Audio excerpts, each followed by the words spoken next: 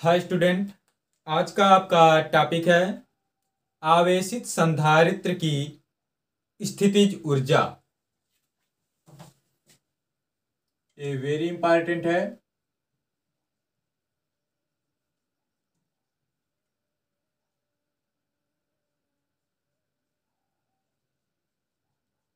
आवेशित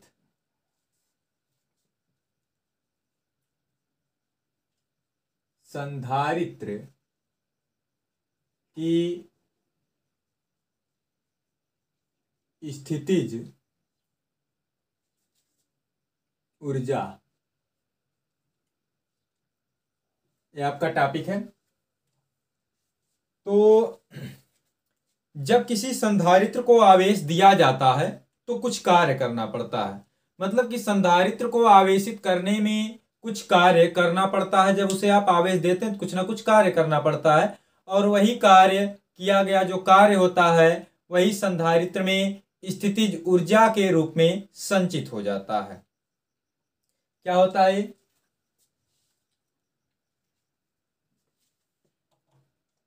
जब किसी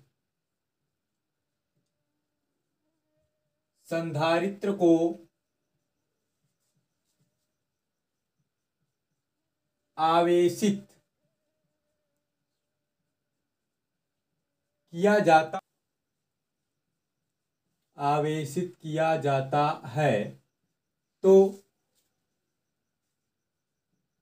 संधारित्र को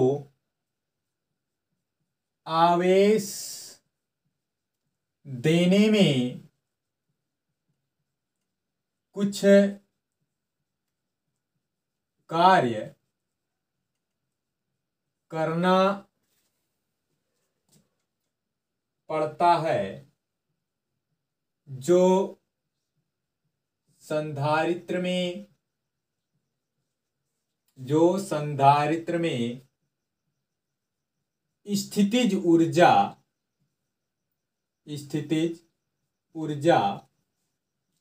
के रूप में संचित हो जाता है।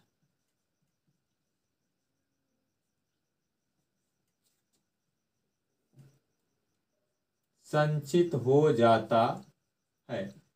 कहने का मतलब यह है कि आवेश देने में संधारित्र को जो कार्य करना पड़ेगा वही उसमें स्थितिज ऊर्जा के रूप में संचित हो जाता है। मान लिया किसी संधारित्र की धारिता C है। जब उसे Q आवेश दिया जाता है तो उसके प्लेटों के बीच V विभवांतर स्थापित हो जाता है। क्या अभी बताएं? मान लिया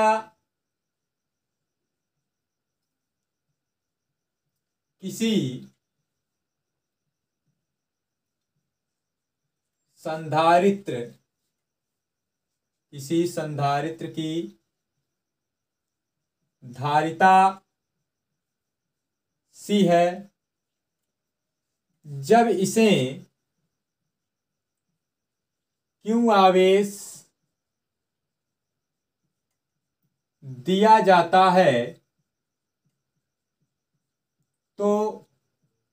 जाता है तो इसके प्लेटों के बीच V विभवांतर स्थापित हो जाता है। अब आप पहले पढ़ चुके हैं कि चूंकि आपका आवेश Q इज इक्वल होता है CV, Q अनुक्रमानुपाती V या Q इज इक्वल CV। अब यदि Q और V के बीच ग्राफ खींचा जाए, यदि Q तथा V के बीच ग्राफ खींचा जाए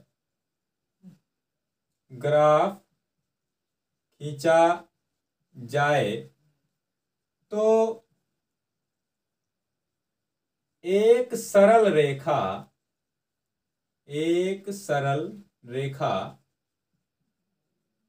प्राप्त होती है। ठीक है, अब अगर ग्राफ खींचा जाए इस प्रकार से,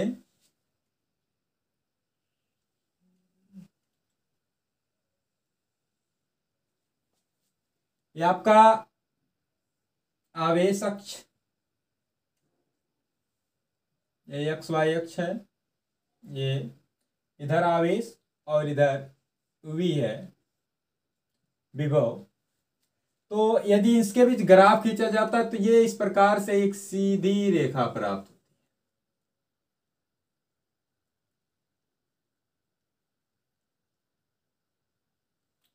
तो ये मान लेते हैं बिंदु है ए, ये है बी, और यहां से ये v है, v is equal Q by C.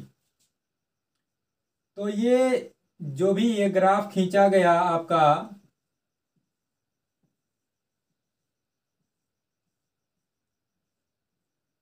तो यही जो भाग घिरा हुआ है, इस रेखा, जो ये सरल रेखा प्राप्त हुई, इस रेखा और आवेश अक्ष यानी इस से जो घिरा हुआ क्षेत्रफल है, संधारित्र को आवेशित कराने में इसके क्षेत्रफल के बराबर कार्य करना पड़ता है।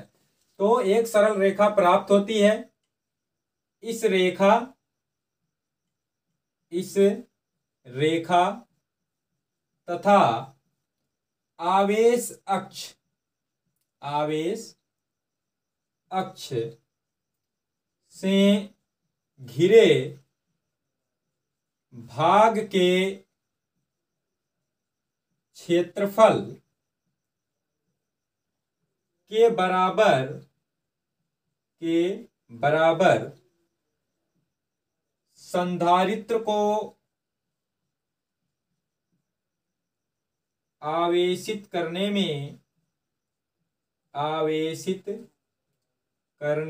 में कार्य करना पड़ता है। मतलब कि संधारित्र को जब आवेशित करेंगे तो इसी के क्षेत्रफल के बराबर आपको कार्य करना पड़ेगा। मतलब कि यहां पर क्षेत्रफल आपका ओ ए बी, तो इसलिए जो कार्य होगा वही स्थितिज ऊर्जा हो जाएगी। तो संधारित्र की स्थितिज ऊर्जा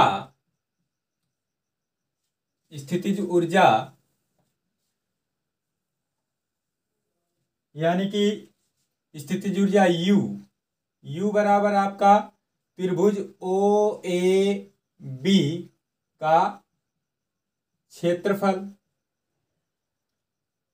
अब U बराबर त्रिभुज का क्षेत्रफल आपका होता है 1/2 आधार यानी कि ये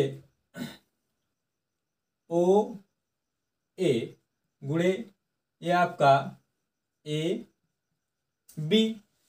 तो आपका आ गया U बराबर 1/2, ओ ए आपका है Q और ये है V, तो आपका आ गया हाफ Q इंटू V। ये आपका समीकरण 1 हो गया, मतलब ये पहला सूत्र हो गया। परंतु आपका होता है Q इज इक्वल CV, इसलिए U इज इक्वल आपका यहां पर मान रखेंगे 1/2। अब Q की जगह पर CV और इंटू V पहले से है, तो आपका U का मान आ गया हाफ CV²। ये दूसरा फार्मूला हो गया आपकी बात।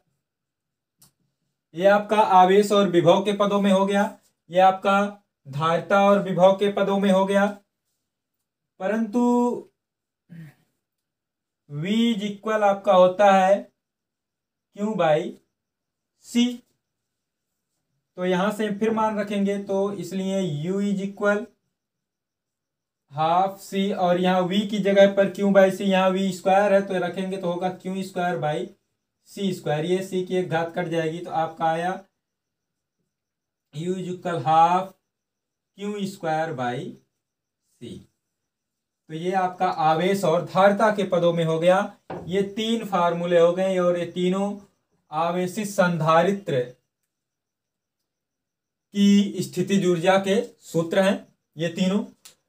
तो जब आप जो भी कार्य करना पड़ेगा वह कार्य किसके बराबर होगा, ये जो ग्राफ खींचने पर सरल रेखा प्राप्त होगी और ये आवेश अक्ष से घिरे हुए क्षेत्रफल के बराबर। यानी कि यहाँ पर आपका दर्शाया गया कि त्रिभुज OAB यहाँ पर है, तो OAB का क्षेत्रफल, त्रिभुज का क्षेत्रफल होता है 1/2 आधार गुणे ऊंचाई। तो आधार आपका OA हो गया, ऊंचाई AB हो गई। तो यहाँ पर मान रखा गया हाफ QV हुआ, Q इज इक्वल होता है CV, तो यहाँ पर मान रखा गया तो हाफ CV स्क्वायर, और V इज इक्वल होता है Q/C, तो यहाँ से U इज इक्वल फिर आपका आ गया Q²/C, हाफ Q²/C। तो ये आपके तीन फार्मूले आपके आवेशित संधारित्र की स्थितिज ऊर्जा के हो गए। पहला आपका है आवेश और विभव के पदों में, दूसरा है धारिता और विभव के पदों में, और तीसरा है आवेश और धारिता के पदों में।